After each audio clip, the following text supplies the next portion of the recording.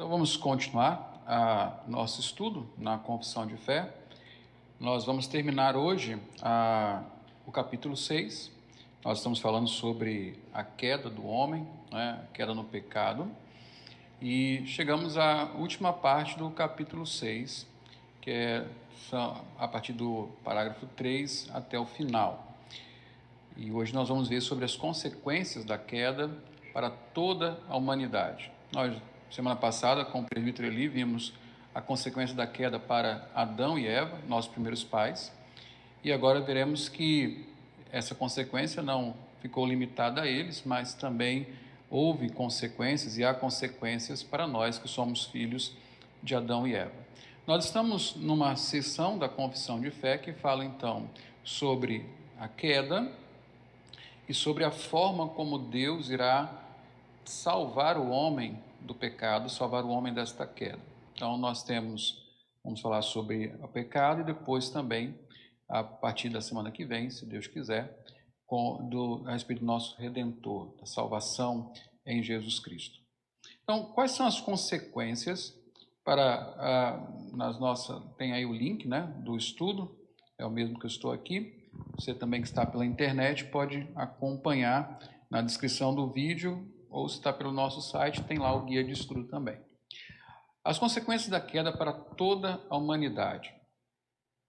Então o capítulo 6, parágrafo 3, fala o seguinte: sendo eles, referindo-se a Adão e Eva, que estão lá no parágrafo 2, sendo eles o tronco de toda a humanidade, o delito dos seus pecados foi imputado a seus filhos, e a mesma morte em pecado, bem como a sua natureza corrompida, foram transmitidas a toda a sua posteridade, que deles procede por geração ordinária. E aí você tem todas as referências que afirmam, que concordam com as afirmações da Confissão de Fé. Melhor, a Confissão de Fé concorda com as afirmações bíblicas, e aí estão os textos que falam isso.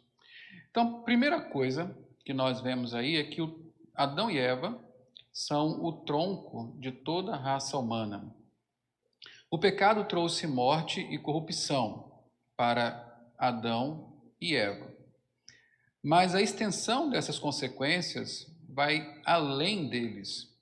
Uma vez que Deus criou Adão para ser o tronco da raça humana, nós vemos isso lá em Gênesis 17, 26, o apóstolo Paulo fala: de um só fez toda a raça humana para habitar sobre toda a face da terra, havendo fixado os tempos previamente estabelecidos e os limites para a sua habitação. De um só fez toda a raça humana, referindo-se exatamente a Adão. Então, uma vez que Deus criou Adão para ser tronco da raça humana, a queda dele é a queda de todos nós. A culpa de Adão passou a todas as pessoas procedentes dele por geração ordinária. E isso é importante, né? Essa qualificação, geração ordinária. Jesus Cristo é um descendente de Adão, né? Sua natureza humana procede de Adão. Quando a gente vê a genealogia de Cristo, conforme o evangelista Lucas nos conta, ele vai terminar justamente em Adão. Quer dizer, ele termina em Deus, né? Mas ele vai até Adão, ele traça a genealogia de Cristo até Adão. Só que Jesus não foi descendente de Adão por geração ordinária, né? Jesus entrou no mundo e saiu do mundo de forma extraordinária, né? Tanto entrou por uma concepção miraculosa, quanto foi assunto aos céus depois da sua ressurreição. Agora, os descendentes ordinários, ou seja, nós, nascidos de homem e mulher, carregamos conosco, então, a culpa do pecado de Adão, porque aquilo que ele realizou lá repercute em nós também. Em suma, nós caímos em e com Adão.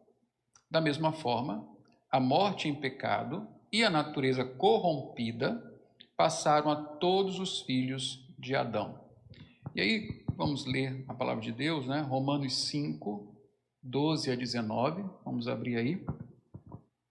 para ver o que a Bíblia fala desta herança, vamos dizer assim, maldita, que nós recebemos de Adão. Não é herança, não é maldição hereditária, é uma herança de pecado. Não é? Romanos 5, de 12 a 19. Diz assim a palavra do Senhor: portanto, assim como por um só homem, referindo-se a Adão, não é? Entrou o pecado no mundo, e pelo pecado a morte, assim também a morte passou a todos os homens, porque todos pecaram. E aqui uma tradução mais próxima seria porque todos pecaram com Adão, né? Junto com Adão. Não é simplesmente que todos pecaram depois dele, mas é que com Adão todos pecaram. Porque até o regime da lei havia pecado no mundo, mas o pecado não é levado em conta quando não há lei. Entretanto, reinou a morte, desde Adão até Moisés, mesmo sobre aqueles que não pecaram à semelhança da transgressão de Adão, o qual prefigurava aquele que havia de vir. O que Paulo está explicando é que mesmo quando não havia lei, as pessoas morriam. E a morte não vem por causa da lei, a morte vem por causa do pecado. A lei veio simplesmente avultar, tornar evidente o pecado, fazê-lo conhecido. Então, no versículo 15, continua: todavia, não é assim o dom gratuito como a ofensa, porque se pela ofensa de um só morreram muitos, muito mais a graça de Deus e o dom pela graça de um só homem, Jesus Cristo, foram abundantes sobre muitos. O dom, entretanto, não é como o caso em que somente um pecou, porque o julgamento... me perdi aqui. Sim. Qual é o versículo? O julgamento derivou de uma só ofensa para a condenação, mas a graça transcorre de muitas ofensas para a justificação. Se pela ofensa de um e por meio de um só reinou a morte, muito mais os que recebem a abundância da graça e o dom da justiça reinarão em vida por meio de um só, a saber, Jesus Cristo. Pois assim como por uma só ofensa veio o juízo sobre todos os homens para a condenação, assim também, por um só ato de justiça, veio a graça sobre todos os homens para a justificação que dá vida. Porque como pela desobediência de um só homem, muitos se tornaram pecadores, assim também, por meio da obediência de um só homem, muitos se tornarão justos. Paulo faz uma comparação entre Cristo e Adão, mostrando a justiça de Cristo e o pecado de Adão, mas aqui o que nos interessa é observar que por meio de Adão, o pecado entrou no mundo, e o pecado não fica no mundo vagando, né? O pecado ele tem a instrumentalidade do homem, ou seja, o homem veio e trouxe o pecado para o mundo, e em Adão todos pecaram. Somente em Cristo há redenção. Alguém já explicou da seguinte maneira: nós estamos ou pendurados em Cristo ou estamos pendurados em Adão. Por natureza nascemos pendurados em Adão, portanto pecadores e condenados. Pela fé nós nos agarramos a Cristo e estando em Cristo somos justificados. Em Adão nos é imputada a culpa, em Cristo nos é imputado a justificação, a justiça. Então, da mesma forma que por um entrou o pecado, por um também veio a justiça que traz salvação.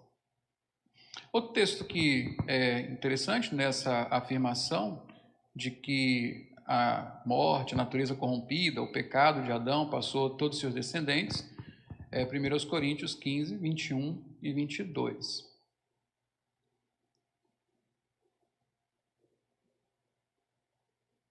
Onde nós lemos que, visto que a morte veio por um homem, também por um homem veio a ressurreição dos mortos. Porque assim como em Adão todos morrem, assim também todos serão vivificados em Cristo. Em Adão todos morrem. Não é? Então, os 15, 21 a 22.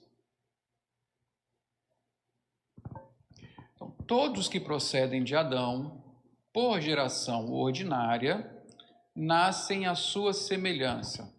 É o que nós lemos em Gênesis, né? Gênesis 5:3 diz assim: viveu Adão 130 anos e gerou um filho à sua semelhança, conforme a sua imagem, e lhe chamou Sete. É interessante isso, né? Porque a primeira vez que usa esse termo, à sua semelhança, é sobre o fato de como Adão e Eva foram criados. Foram criados à imagem e semelhança de Deus. Sete, que é o descendente eleito, né? Aquele descendente que vai, a descendência dos justos a partir de Sete, diz que ele foi gerado segundo a semelhança de Adão. Ele reproduz o que é Adão. Isso é interessante nós notarmos, porque veja só que conclusão interessante. Ser criado à semelhança de Deus, como foram Adão e Eva, implica santidade. Agora, ser feito à semelhança de Adão implica perversidade. Isso é verdade até para as crianças.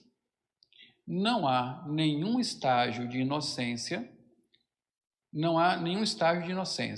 Nenhum bebê chega a esse mundo com uma tábua rasa. Quando fui inocente? Foi o que perguntou Agostinho a Deus. E quando ele faz essa pergunta, ele está refletindo sobre a sua infância, sobre quando ele ainda era um bebê. E ele chegou à conclusão que desde aquela época ele peca. Na verdade, nascemos pecadores e é só uma questão de tempo para nós efetivamente praticarmos o pecado. Então, mesmo as crianças nascem corrompidas pelo pecado de Adão. E é por isso que elas continuam em corrupção, mesmo quando se tornam adultos. Não é? Essa é a herança que nós temos de nossos primeiros pais.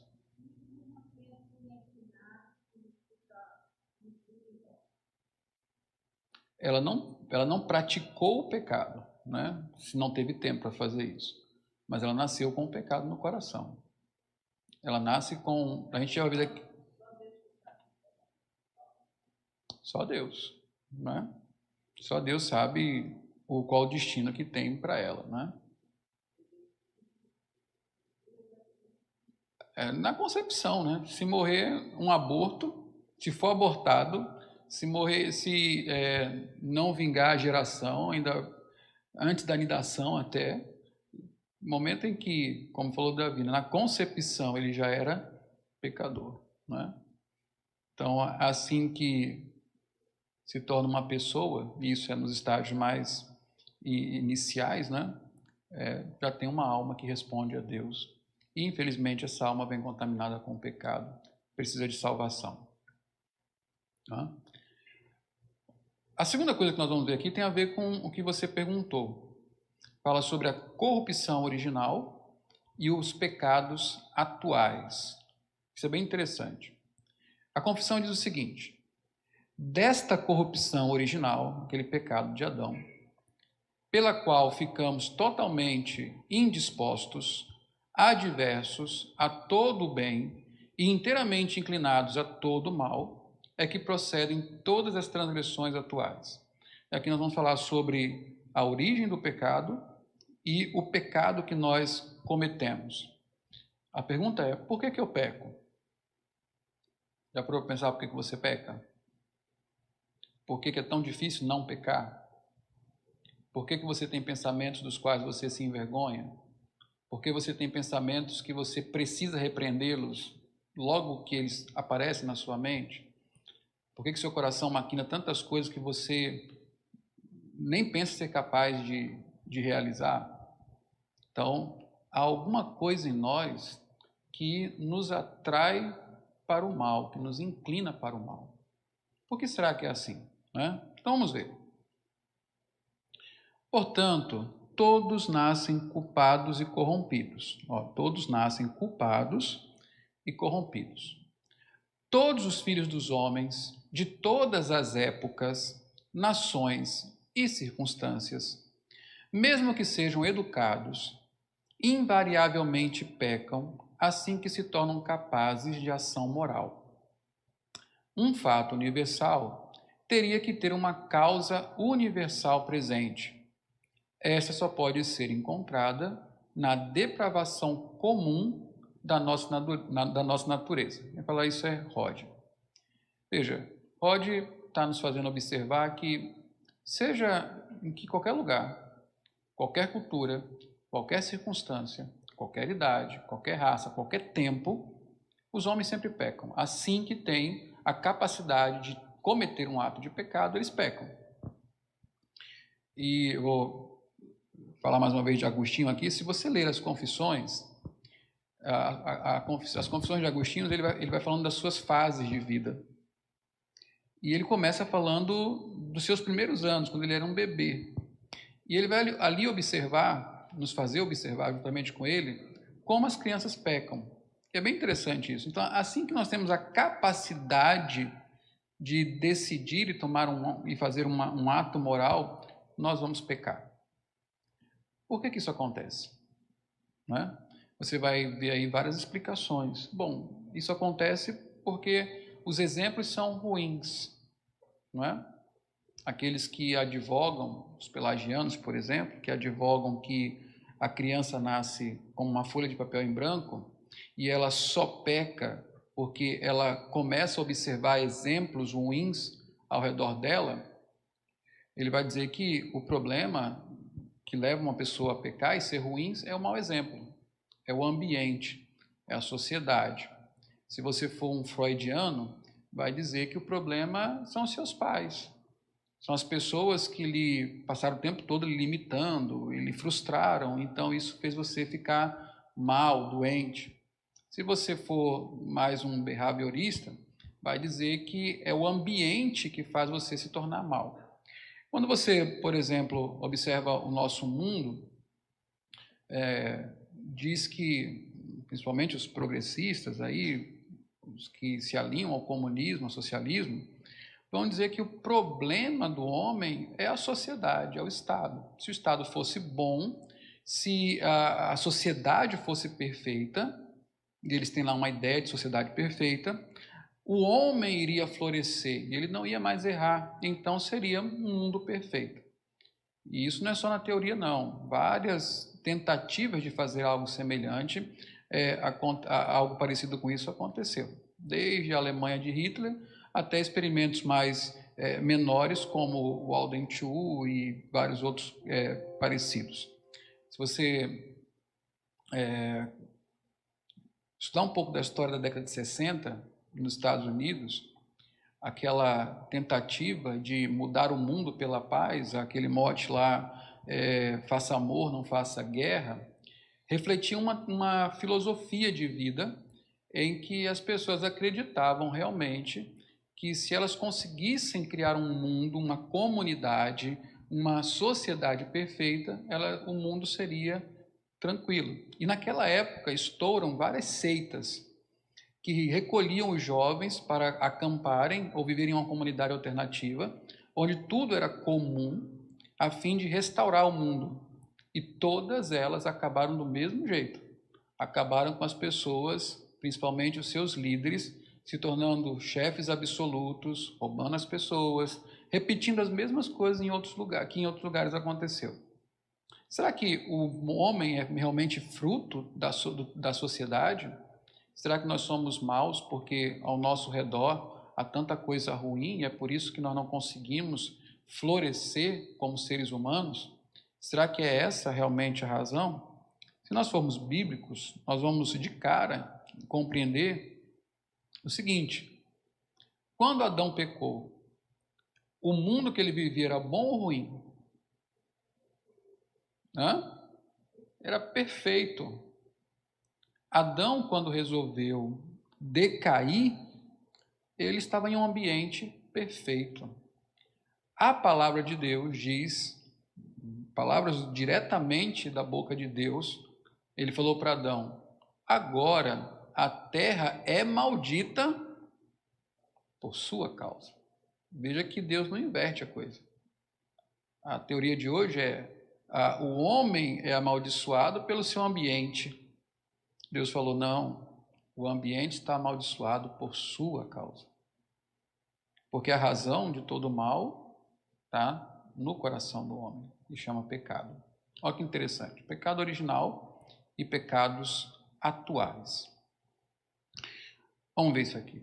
A corrupção original, ou pecado original, esse é o termo que aparece nos livros, nas teologias, né? Pecado original, é a inclinação para o mal e a disposição e a indisposição para o bem com as quais todas as pessoas nascemos inclinados para o mal. Gênesis 6:5, por exemplo, diz: viu o Senhor, olha que interessante, quando ele analisa a terra depois de alguns anos, né, umas centenas de anos depois do pecado. Ele fala: viu o Senhor que a maldade do homem se havia multiplicado na terra e era continuamente mal todo o desígnio do seu coração. Gênesis 8:21. E o Senhor aspirou o suave cheiro, isso aí já é Noé.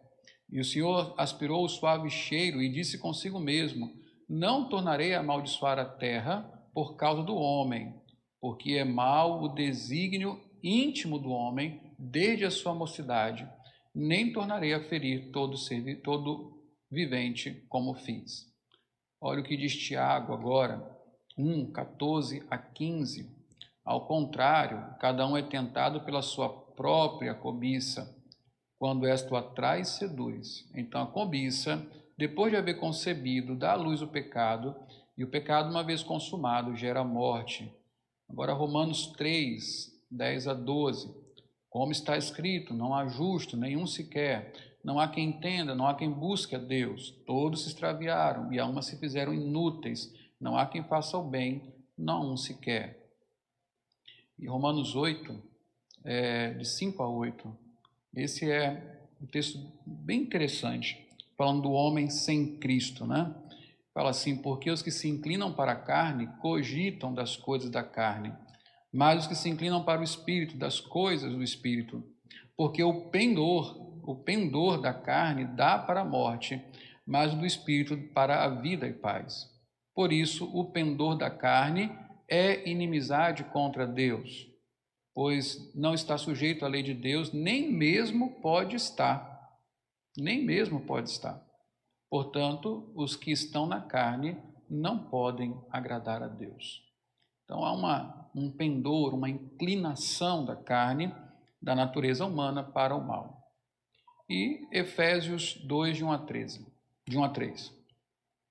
Ele nos deu vida, estando nós mortos em nossos delitos e pecados, nos quais andastes outrora, segundo o curso deste mundo, segundo o príncipe da potestade do ar, do espírito que agora atua nos filhos da desobediência, entre os quais também todos nós andamos outrora, segundo as inclinações da nossa carne, fazendo a vontade da carne e dos pensamentos, e éramos por natureza filhos da ira, como também os demais. Então, tem aqui uma inclinação da carne, um pendor da carne, uma concupiscência que nos faz cobiçar o mal, um desejo perverso desde a mocidade. O que é isso? É o que a Bíblia, é o que nós chamamos, lendo a palavra de Deus, de pecado original. É o pecado que dá origem a todos os outros pecados. É o simples desejo de pecar. E esse desejo está, infelizmente, em nosso coração. É dessa corrupção original que procedem todas as transgressões atuais. Todos os pecados que nós cometemos partem de um desejo de pecar, que em si mesmo é pecado.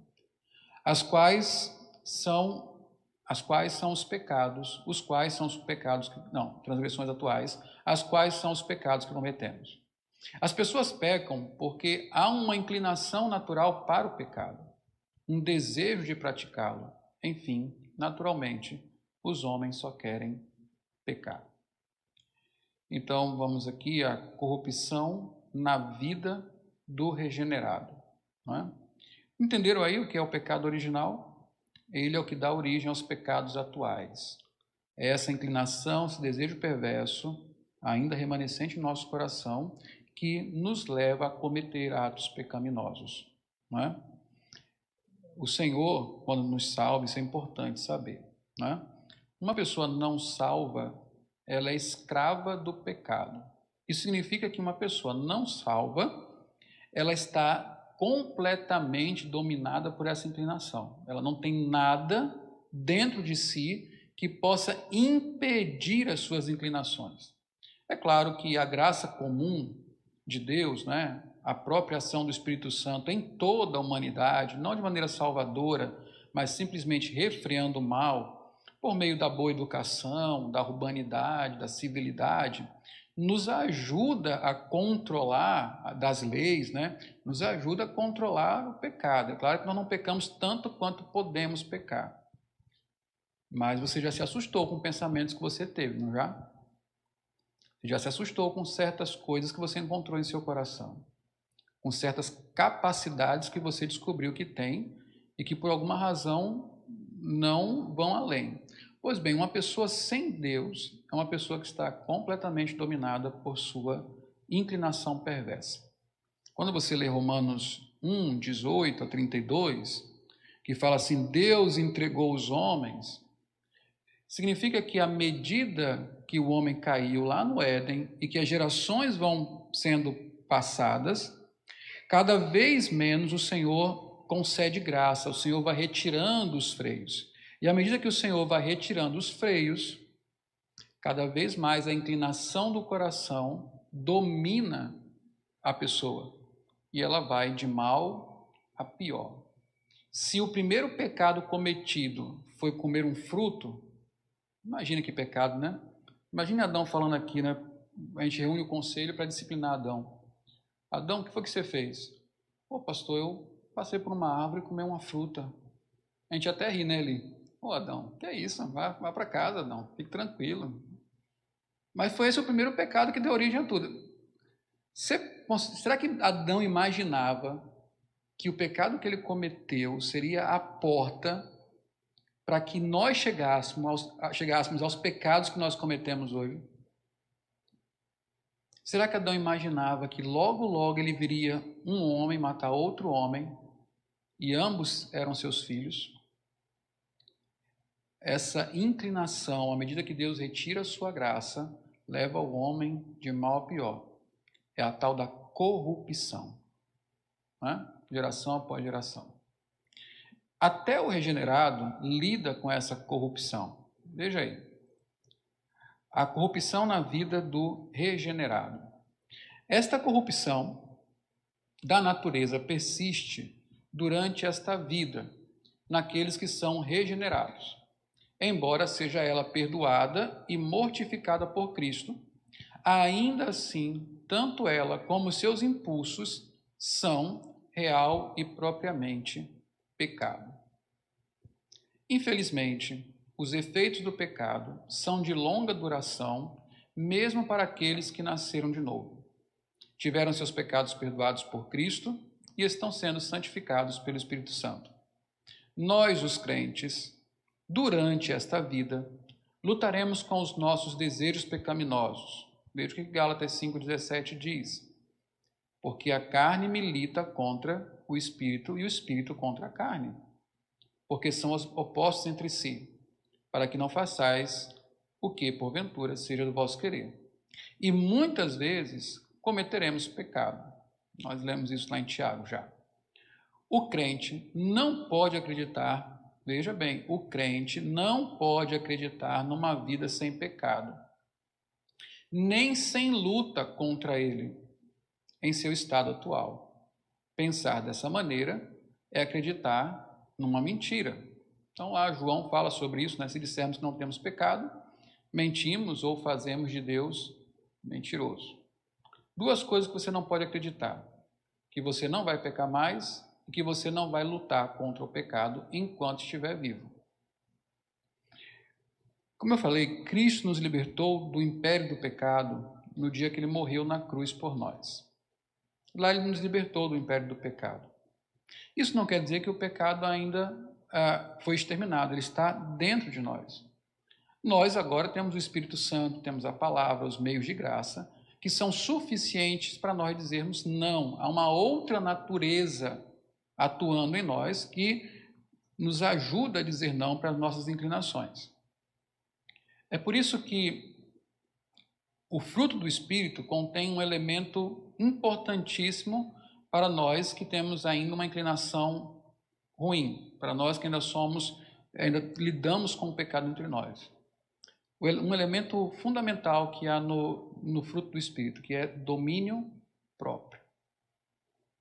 Eu estava meditando sobre isso ontem. Há alguns pecados que a gente ora a Deus e fala assim: Senhor, me liberta desse pecado. Ira, para quem tem problema com glutonaria,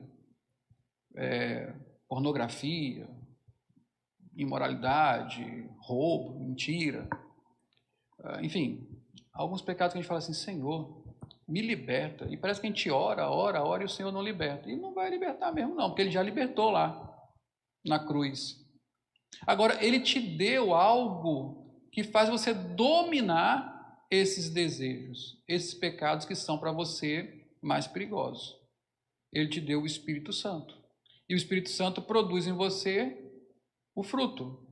E no fruto tem um elemento que me ajuda a dominar a minha natureza. Chama domínio próprio. Daquelas coisas que eu sempre olho lá dentro e falo assim: não, eu não quero isso, eu preciso dominar isso. E o Espírito Santo me dá toda a capacidade para fazer isso. Às vezes, meus irmãos, para nós crentes, né, que temos o Espírito Santo, é simplesmente uma questão de tomar a decisão certa.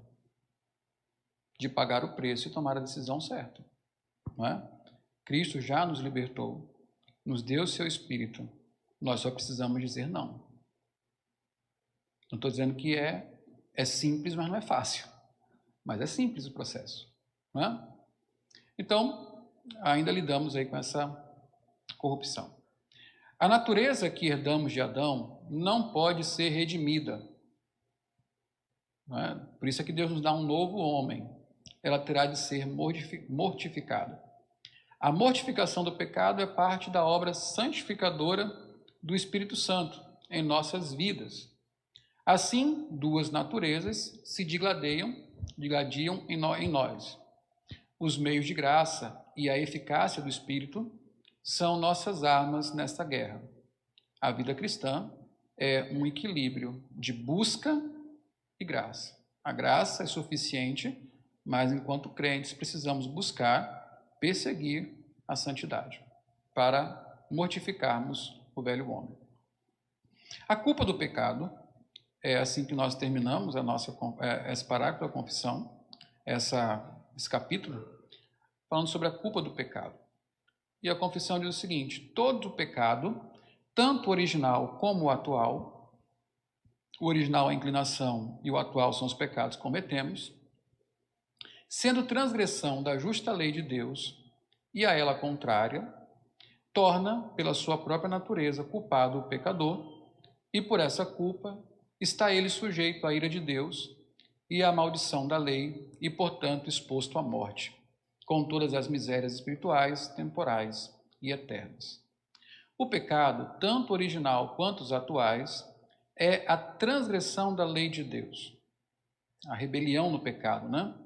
Quando nós somos contumazes em pecar, transgredimos a lei do Senhor. E a lei do Senhor é transgredida toda vez que nós pecamos. Lei justa e boa, a que todos os homens estão sujeitos e que está escrita em seus corações e consciências. O homem, portanto, é culpado de transgredir a lei de Deus e por isso está sujeito à maldição dessa lei, qual seja a morte. Romanos 6:13 fala isso, né? O salário do pecado é a morte. Além disso, as pessoas também estarão expostas a todas as misérias espirituais, temporais e eternas. Veja, o pecado traz várias misérias em várias áreas da nossa existência. Misérias espirituais, temporais e eternas.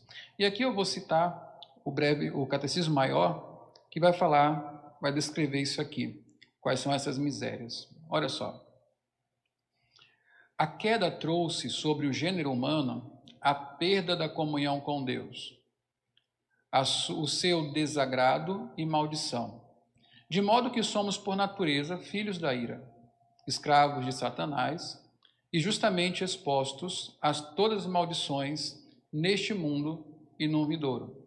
Essa perda da comunhão com Deus é exatamente a miséria espiritual em que o homem se encontra, espiritualmente alienado de Deus.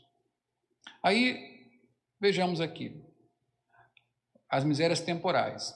As punições do pecado neste mundo são ou interiores, como cegueira do entendimento, sentimentos depravados, fortes ilusões, dureza de coração, remorso na consciência e afetos baixos.